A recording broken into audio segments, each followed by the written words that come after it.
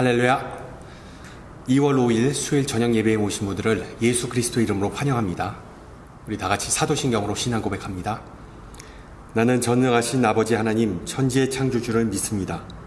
나는 그의 유일하신 아들 우리 주 예수 그리스도를 믿습니다. 그는 성령으로 잉태되어 동정녀 마리아에게서 나시고 본디오 빌라도에게 고난을 받아 십자가에 못 박혀 죽으시고 장사된 지 사흘 만에 죽은 자 가운데서 다시 살아나셨으며 하늘에 오르시어 전능하신 아버지 하나님 우편에 앉아 계시다가 거기로부터 살아있는 자와 죽은 자를 심판하러 오십니다. 나는 성령을 믿으며 거룩한 공교회와 성도의 교제와 죄를 용서받는 것과 몸의 부활과 영생을 믿습니다. 아멘. 우리 함께 찬송가 288장 하시겠습니다. 288장. 예전 찬송가는 204장이고요. 예수로 나의 구주 삼고 288장 함께 찬양합니다.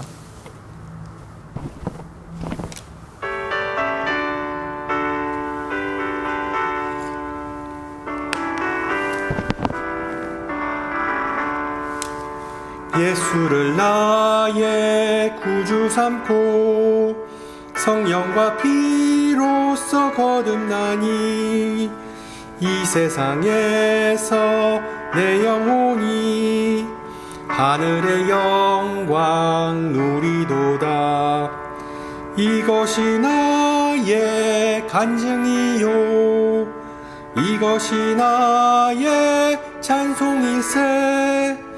나 사는 동안 끊임없이 구주를 찬송하리로다. 온전히 주께 맡긴 내 영 사랑의 음성을 듣는 중에 천사들 왕래하는 것과 하늘의 영광 보리도다. 이것이 나의 간증이요 이것이 나의 찬송일세. 나 사는 동안 끊임없이 구주를 찬송하리로다. 주 안에 기쁨 누림으로 마음의 풍랑이 잔잔하니 세상과 나는 간 곳 없고 구속한 주만 보이도다. 이것이 나의 간증이요 이것이 나의 찬송일세. 나 사는 동안 끊임없이 구주를 찬송하리로다. 아멘. 네, 하나님께서 오늘 저녁 우리에게 주신 말씀 마태복음 5장 13절에서 20절입니다. 마태복음 5장 13절에서 20절 말씀.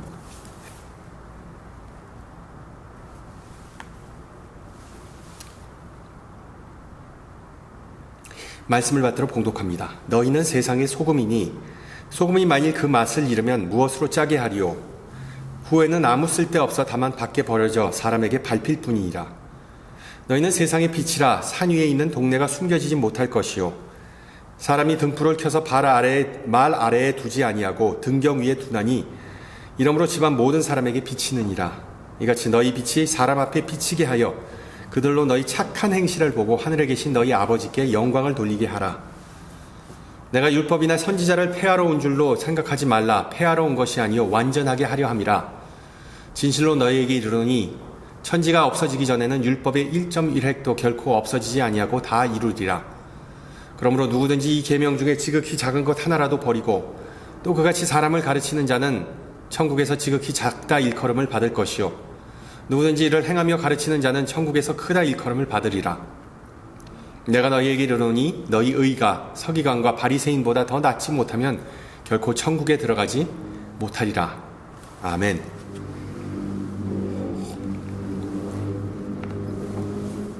지난주에 사도 바울이 교회를 몸으로 인간의 몸으로 비유하는 것을 살펴보았죠. 하나님께서 저와 여러분을 한 몸으로 부르셨다는 것은 우리 각자에게 다양한 은사를, 달란트를 주셔서 교회를 세우라는 것, 즉 서로를 돕고 서로를 격려하기 위해서입니다. 그뿐만 아니라 주님께서 우리를 한 몸으로 부르신 이유는 이 땅에서 선한 영향력을 행사함으로 하나님의 나라를 확장하기 위해서입니다.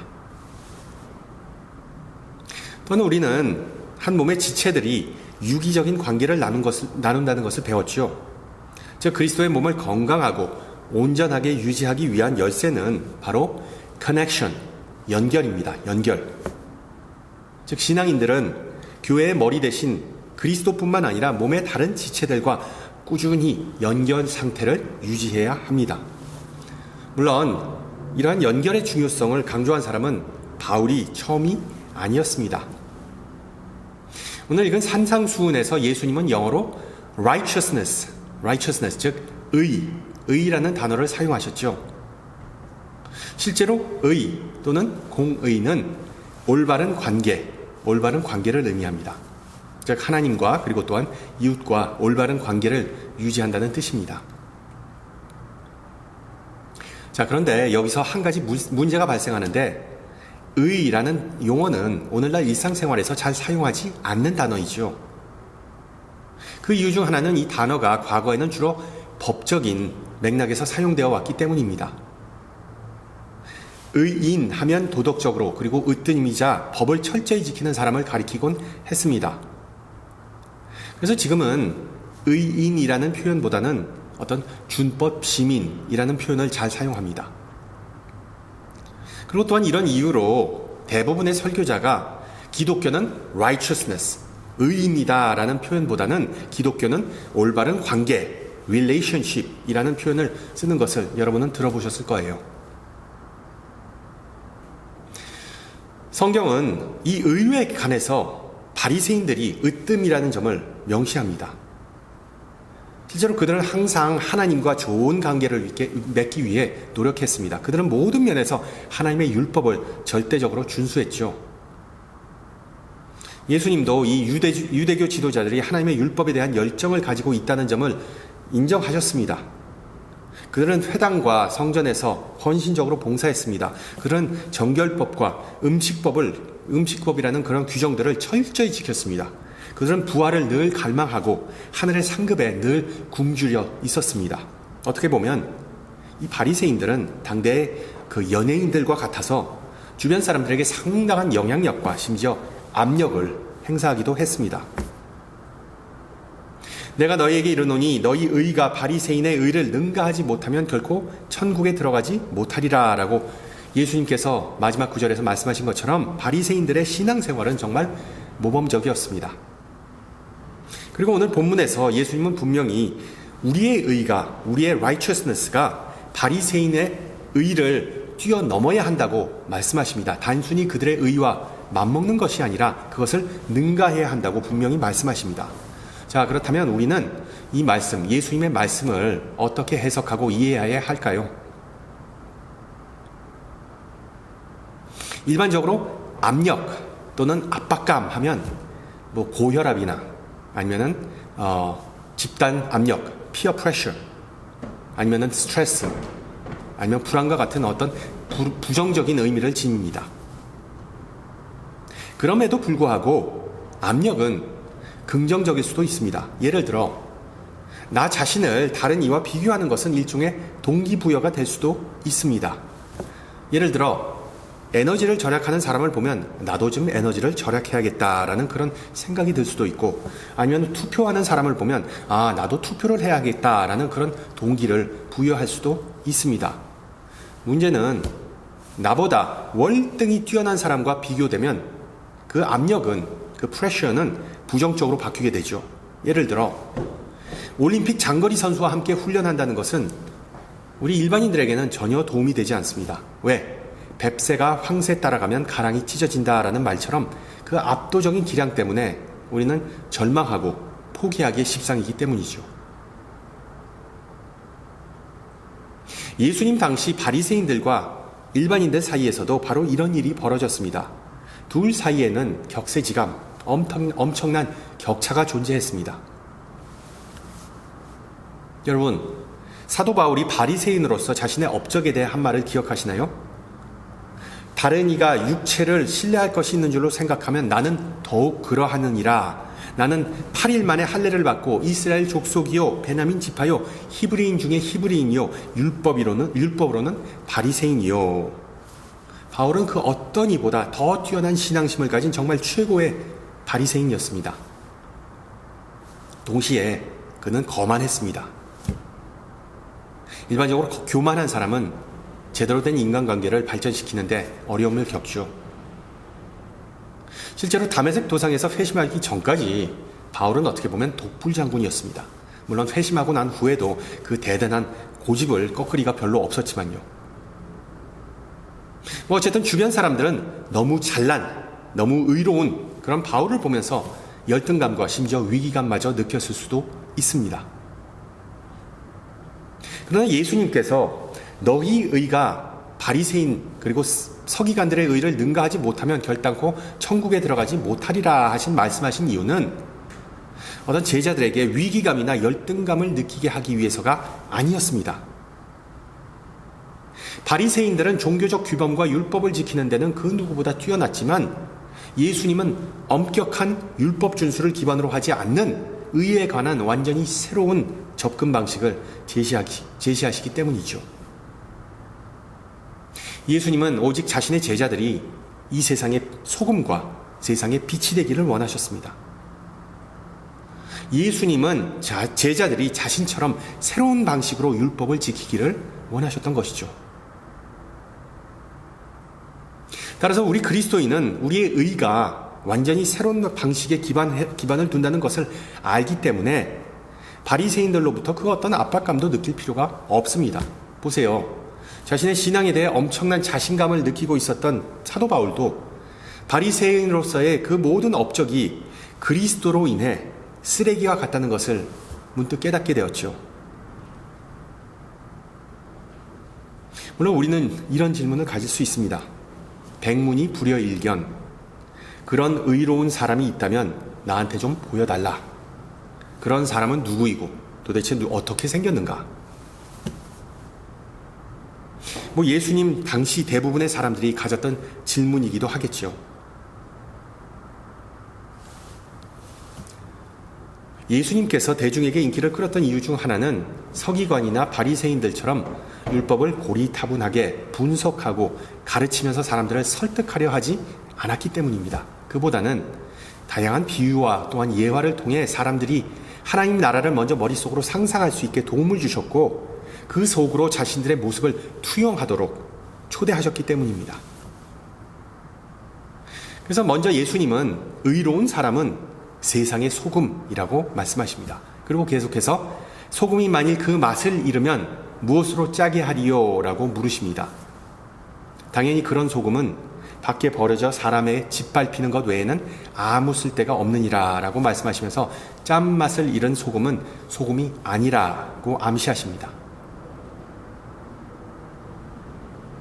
다소 매정한 발언이지만 예수님의 정확한 의도를 파악하려면 주후 1세기의 관점에서 이 말씀을 이해해야 합니다. 여러분, 요즘은 그 소금, 나트륨 섭취를 최대한 줄이려고 노력하지만 실제로 소금은 인류에게 있어 엄청난 축복이었습니다. 다양한 용도 때문에 그 가치가 매우 높았습니다. 화폐 또한 급여로도 사용될 만큼 그 희소성이 아주 높았습니다. 당연히 사람들은 수세기 동안 이 소금을 놓고 소금 때문에 전쟁을 벌이기도 목숨을 잃기도 하였습니다.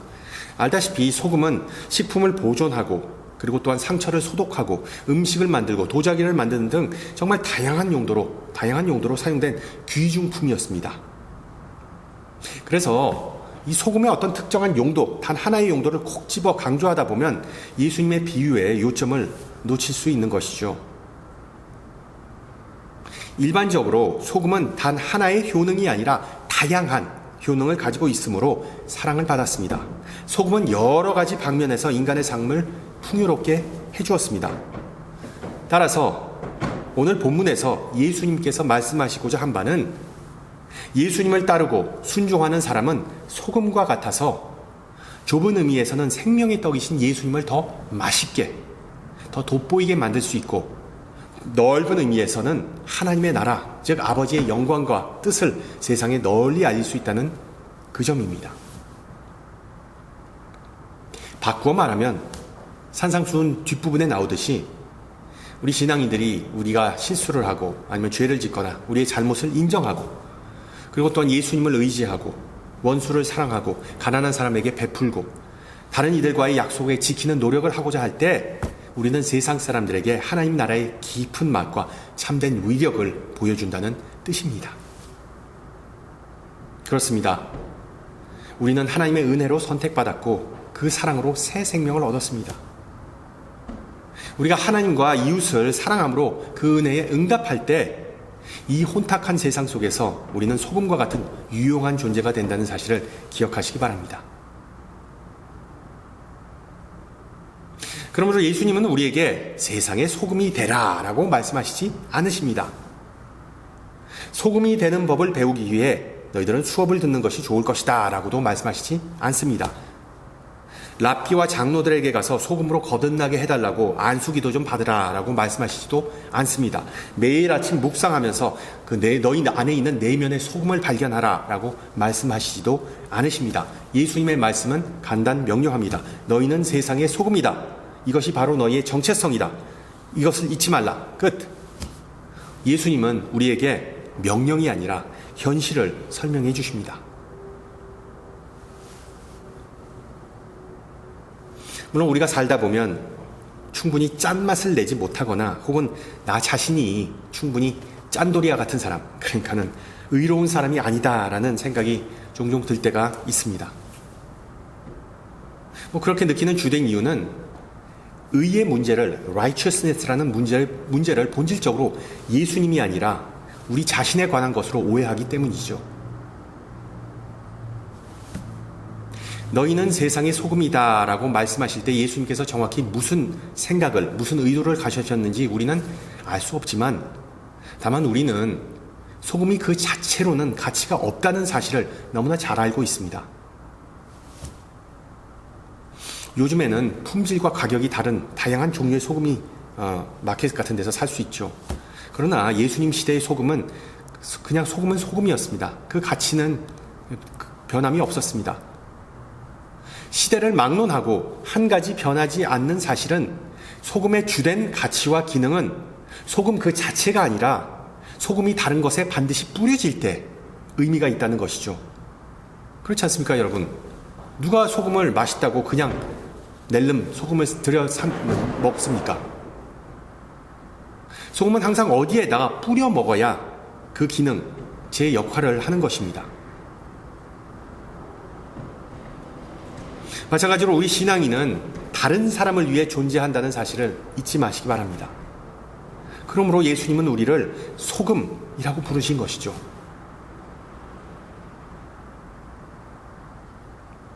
둘째, 의로운 사람은 또한 어떠한 모습을 하고 있을까요? 그 정답은 바로 빛입니다. 라이트. 의로운 사람은 등대, 망루, 손정등, 램프, 어둠 속의 촛불과 같은 존재이기 때문에 예수님은 너희는 세상의 빛이라고 말씀하십니다. 그리고 다시 한번 말씀드리지만 이것은 명령이 아니라 설명입니다. 소금과 마찬가지로 빛은 그 자체의 유익을 위해 존재하는 것이 아니라 그 주변의 유익을 위해 존재하죠. 빛은 주변에 따뜻함과 그리고 또한 에너지를 제공하고 생명과 성장을 촉구합니다. 우리가 세상의 빛으로 행동할 때, 그리고 다른 이에게 그리스도의 빛을 비출 때 이와 같은 유익을 가져다 줄 수 있습니다. 여러분 15절을 보세요. 사람이 등불을 켜서 말 아래에 두지 아니하고 등경 위에 두나니 이러므로 집안의 모든 사람에게 비치느니라. 보다시피 우리 그리스도인에게 있어 의는 세상의 빛을 비추는 그 행위 자체입니다. 쉽게 말해서 우리 신앙인은 자신을 숨기거나 은폐하지 말고 항상 당당히 개방하고 정직해야 합니다. 다른 이를 차갑게 대하거나 낙심하게 하지 말고 따뜻함과 격려를 제공해야 합니다. 다른 사람에게 힘의 원천이 되어서 함께 세상 속에서 하나님의 나라를 확장해 나가야 합니다. 그래서 예수님은 너희 빛이 사람 앞에 비치게 하여 그들로 너희 착한 행실을 보이게 하라라고 말씀하십니다. 우리에게 주어진 과제는 세상 사람들이 사랑과 경건한 삶이 어떠한 것인지를 볼 수 있도록 방향을 제시하고 또한 모범을 보여주는 것입니다. 성도 여러분, 자기의 self-righteousness를 끊임없이 추구하는 이 세상 속에서 Christ's righteousness, 그리스도의 의를 추구하시기를 소망합니다. 할렐루야.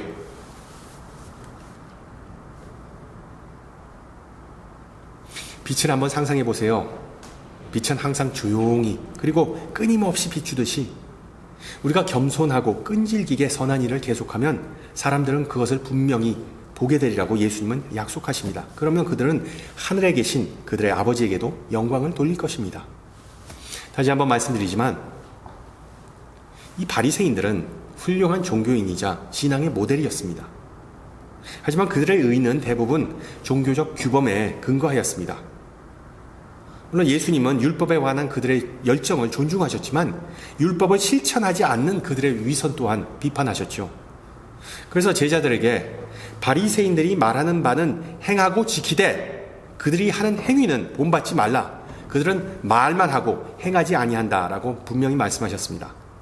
즉 바리새인들은 이론적으로는 훌륭했지만 실천에는 너무나 빈약했습니다. 보통 바리새인 하면 상당히 부정적인 이미지가 떠오르죠. 그렇다고 그들이 잔인하거나 무정하거나 악당들은 아니었습니다.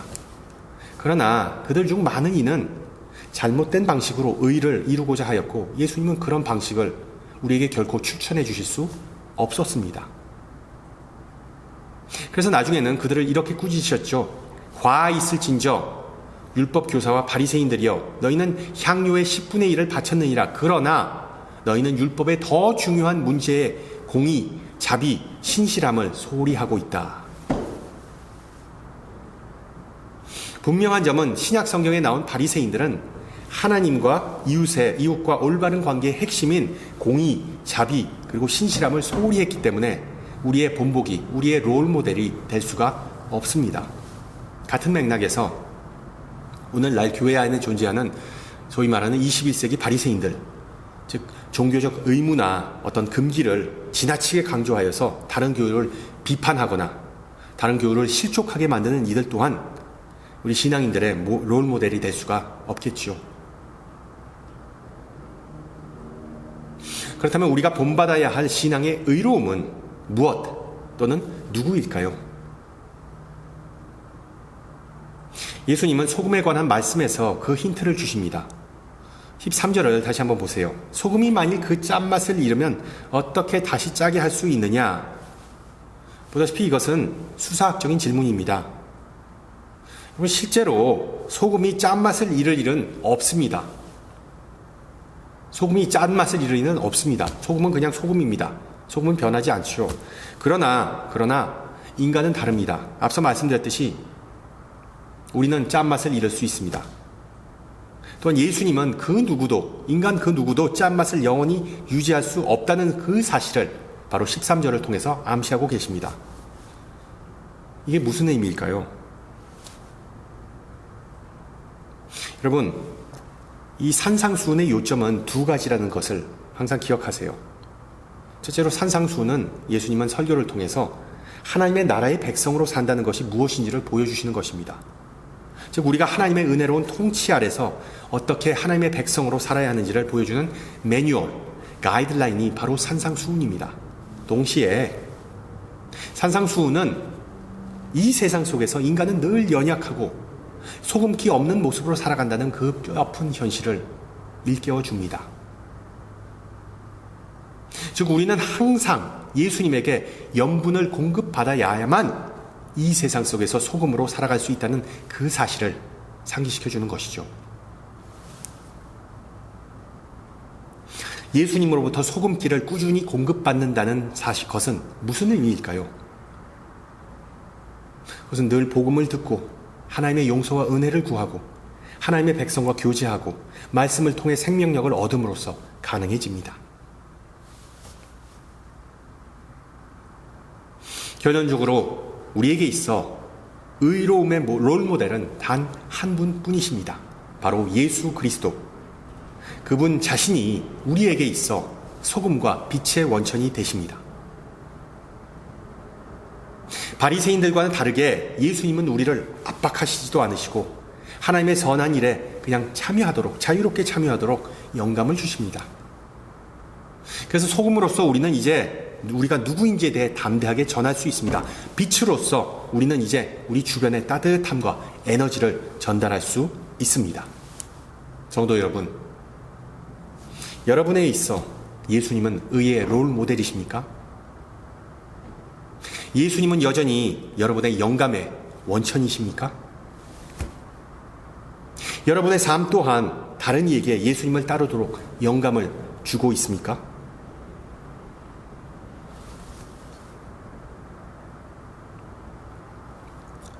황량하고 절망적인 도시에 한 노인이 살고 있었습니다. 어느 날 그 노인은 거리로 나가 사랑, 평화, 공의를 외쳤습니다. 또한 그 다음 날도 똑같이 집을 나와 거리로 나가서 사랑, 평화, 공의를 외쳤습니다. 그는 비가 오나 눈이 오나 매일 이 일을 어떻게 시계처럼 반복했습니다. 어느 날 이 노인의 고함 소리에 지친 옆집 이웃이 그를 대면했습니다. 이봐, 당신 미쳤어? 도대체 뭐 하는 짓이야? 왜 사랑, 평화, 정의를 외치는 거야? 아무도 당신 말을 안 듣는다는 거 몰라? 이 도시는 증오와 범죄와 절망으로 가득 차 있고 이웃에 대한 사랑도 없고 평화의 의를 찾을 수도 없으니 적당히 하라고. 당신은 세상을 바꿀 수 없어. 그러자 노인은 당신 말이 맞습니다. 아무리 내가 사랑과 평화와 공의를 소리쳐도 세상이 바뀌지는 않겠지만 세상이 나를 변화시키는 것만은 막을 수 있겠지요 라고 말했답니다.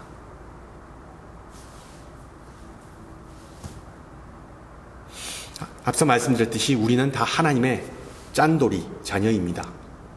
짠맛을 내는 자녀입니다. 우리는 이 세상이 아닌 그리스도가 우리를 날마다 변화시킬 것이라는 그 희망을 품고 살아갑니다.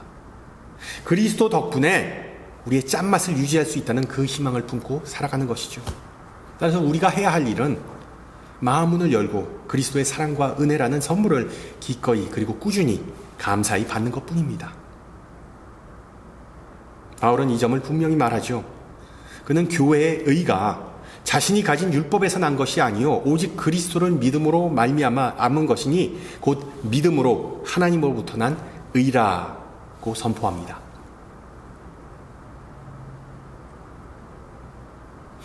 따라서 우리의 의가 충분한지 아닌지, 우리의 소금기가, 우리의 염분이 충분한지 아닌지 우리는 걱정할 필요가 전혀 없습니다. 그런 걱정은 오직 바리새인들이 하는 걱정입니다. 우리에게는 있어 주님의 의가 우리의 의이기 때문에, 주님의 의가 우리에게 늘 충만하기 때문에 우리는 항상 기뻐하고 찬양이 넘치는 은혜가 있기를 축원합니다. 함께 기도합니다.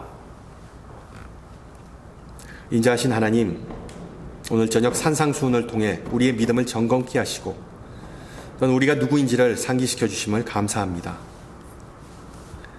주님께서는 우리를 자녀 삼으시어 소금과 빛이 되어 의롭고 거룩한 백성으로 살도록 부르셨습니다. 다른 한편으로 우리 마음속에는 늘 선과 악, 빛과 어둠이 있음을 고백합니다. 선한 일을 하고 싶지만 세상의 압박과 두려움, 불안 때문에 겸손보다는 가식, 나눔보다는 이기심, 인애보다는 독선을 고집했던 적이 많음을 고백합니다. 사랑이 많으신 아버지, 우리의 허물과 죄를 용서하시고 주님의 영으로 우리를 비추시어 우리의 짠맛을 회복시켜 주시기를 기도합니다. 주님의 은혜는 충만하고 주님의 사랑과 은혜는 한이 없기에 주님께 받은 모든 사랑과 은혜를 소금과 빛처럼 다른 이들과 아낌없이 나누게 하옵소서. 늘 우리가 짠맛을 잃지 않고 주님의 부르심에 충성할 수 있게 도와주시옵소서. 귀하신 주님, 이 나라와 백성을 주님께서 보살펴 주시고 특히 끔찍한 산불을 경험한 사람들과 비극적인 사고로 인하여 절망하는 이들을 위해 기도합니다. 주님의 사랑으로 그들을 감싸주시고 믿음으로 붙들어 주시옵소서. 슬픔과 고통에 빠져 길을 잃은 모두에게 주님의 평안과 위로가 함께하기를 간구합니다. 기적의 하나님, 질병으로 어려움을 겪고 있는 지체들과 함께 해주시기를 간구합니다. 주님은 치유와 구원의 하나님이십니다. 우리의 고난을 아시고 우리와 함께 고통을 겪으시며 우리와 함께 부활하시는 주님께서 이 시간 아프고 투병 중인 지체들을 위로해 주시고 힘을 주시고 온전케 하여 주시옵소서. 우리 주 예수 그리스도 이름 받들어 기도하옵나이다. 아멘. 네, 한 주간 평안하시고요. 저는 다음 주 시간에 뵙겠습니다. 샬롬.